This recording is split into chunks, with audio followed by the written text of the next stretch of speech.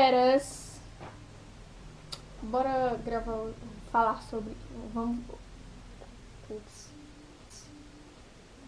Vamos falar hoje sobre festas de fim de ano. Êêê. Sim, toda família sempre tem. Em todo finalzinho de ano, sempre tem aquelas festinhas, né? Tipo churrasquinho no Natal, juntar com a família, almocinho e tal. É. Então, mas é fato que toda família, toda mesmo, tem aquelas tias que tipo falam. E os namoradinhos? Ah, tia, mandei tudo ir pra Turquia. Sim, mas e aí? E os amantes do seu marido?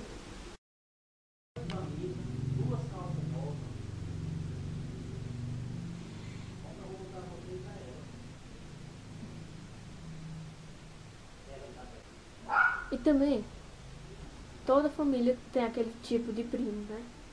Que você tá lá de boa, sentado. Aí meu cachorro começa a latir ali, perfeito. Continuando. Aí você tá lá, né? Tenta puxar assunto, mas continua na mesma. Tipo assim, oi, tá tudo bem contigo?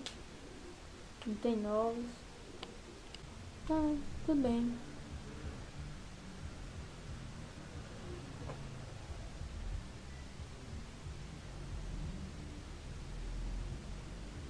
Hum, que bom.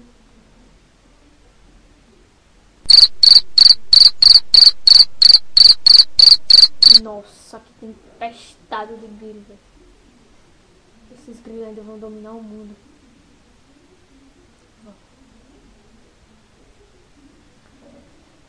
Ou então,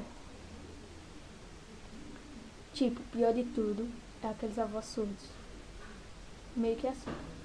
Vovó, você que é torta? Quem abriu a porta?